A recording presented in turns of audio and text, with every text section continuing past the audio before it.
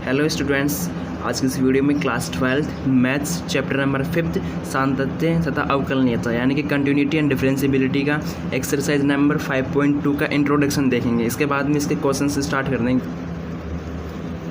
अब आप अवकलनीयता यानी डिफरेंशियबिलिटी आपकी नोटबुक के अंदर टॉपिक लगा लीजिए।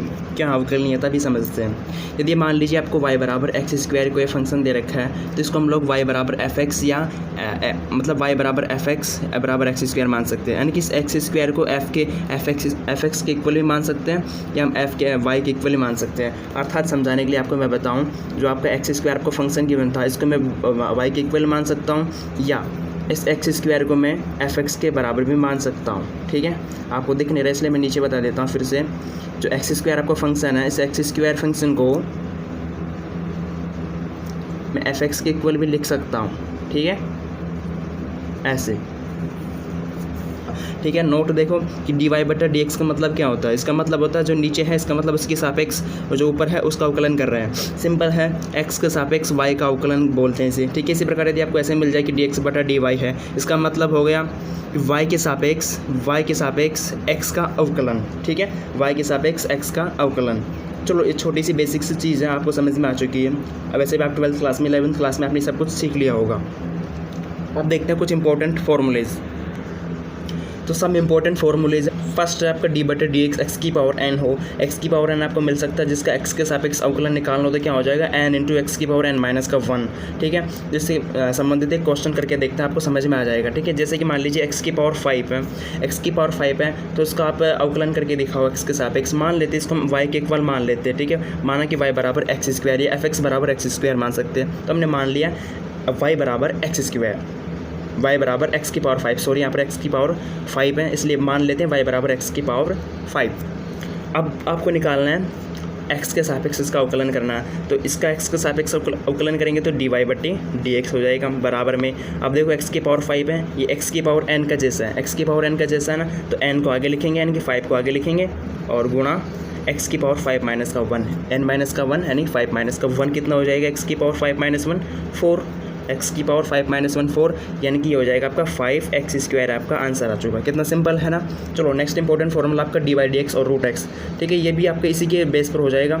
रूट एक्स है, D by D X of root X, आपको उनको डायरेक्टली लर्न करना है 1/2 रूट एक्स। कैसे होगा इसको मैं बता देता हूँ शॉर्टली में। ठीक है, अब रूट एक्स है, D by D X of root X है, तो रूट एक्स को मैं क्या लिख सकता हूँ, D by D X of root X को मैं एक्स की पावर 1/2 लिख सकता हूँ।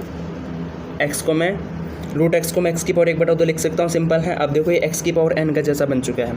इसी प्रकार 1/2 को आगे ले आएंगे तो 1/2 आगे ले आए, एक्स की पावर 1/2 माइनस का 1, एक्स की पावर 1/2 माइनस का 1 मैंने इसको कर दिया है।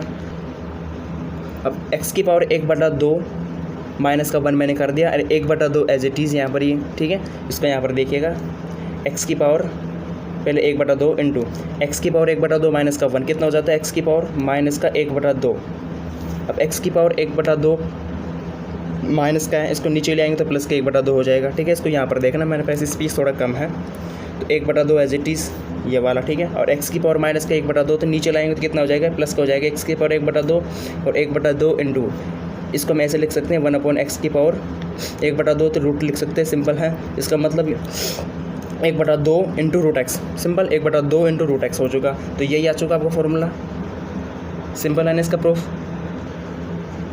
अब उसके बाद में थर्ड नंबर का आपका सूत्र देखो, इस थर्ड नंबर का हो गया, फोर्थ नंबर का हो गया, फिफ्थ नंबर का हो गया ना, सभी ये क्या है, लेबनीज सूत्र है ये। ठीक है, लेबनीज सूत्र है। आपकी बुक के अंदर आपका टॉपिक मिलेगा लेबनीज सूत्र का, तो आप इनको लेबनीज सूत्र के नाम से जानेंगे। अब तो फर्स्ट फॉर्मूला आपका u प्लस माइनस वी, इसका आपको डेरिवेटिव निकालना। डैश का मतलब डेरिवेटिव है। सिंपल है, मैंने पहले बता दिया था आपको। और इसका मतलब क्या हो जाएगा, u plus minus V dash है। अब प्लस माइनस मैंने यहाँ पर इसलिए लगाया क्योंकि u प्लस वी हो सकता है, u प्लस वी का डैश मतलब u का डैश प्लस v का डैश, ये ऐसा हो सकता है u minus of v, u minus of V का डैश, यानी कि u माइनस वी आपको फंक्शन मिलेगा, उसका आपका अवकलन करना है। तो पहले आप u के सापेक्ष उसका अवकलन करेंगे, माइनस का चिन्ह लगाएंगे, फिर v के सापेक्ष उसका अवकलन कर देंगे, जो साइन होगा बीच में वही यहाँ पर लगाएंगे। सिंपल।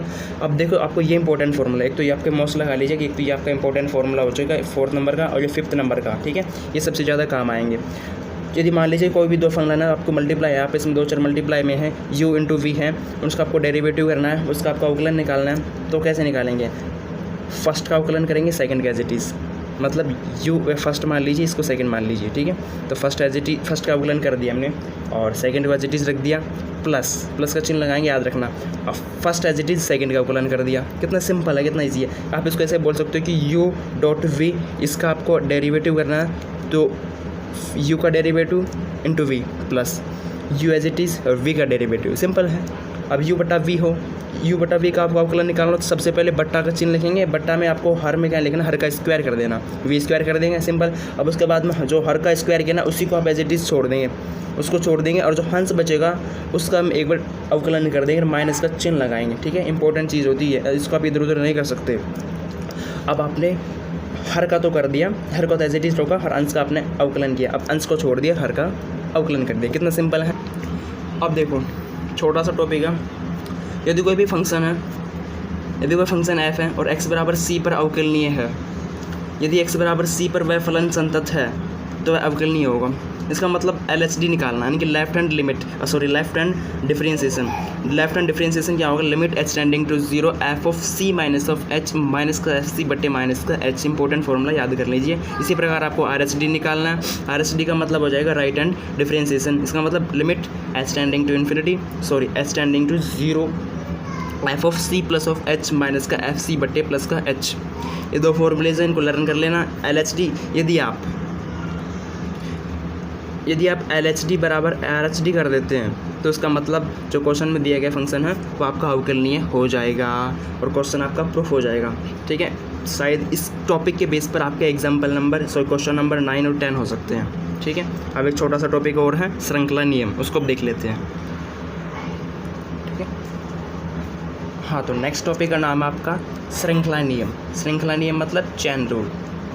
इसमें दो चीज़ इंपॉर्टेंट है। यदि मान लीजिए कुछ भी नहीं, दो क्या एक ही चीज़ इंपॉर्टेंट है। आपको क्या मिलेगा, फंक्शन के अंदर फंक्शन मिल सकता है, चर के अंदर चर है ना, उसका आपको अवकलन निकालना। सिंपल मेथड होगा आपको, जैसे कि मान लीजिए y बराबर एफ टी आपको क्वेश्चन गिवन होगा, y बराबर एफ टी आपको फलन गिवन है जिसके अंदर t की जगह आपको t बराबर gx गिवन है। तो इसका मतलब कैसे निकालेंगे, श्रृंखला नियम के अकॉर्डिंग dy बटे dx आपको निकालना, यही आपको फाइंड आउट करना है।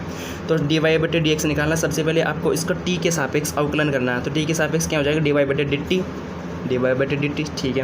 अब इसका आपको अंदर x है तो मतलब x के सापेक्ष इसका अवकलन क्या हो जाएगा, dt बटे dx, दोनों का मल्टीपल कर देना, आपका dy बटे dx हो जाएगा। यदि आप ध्यान से देखेंगे तो dt ऊपर नीचे इसको काट देंगे, छोटे से मान लीजिए काट दिया हमने, तो dy बटे dx ही तो आएगा ना, वो सिंपल है, dy बटे dx से निकल गया।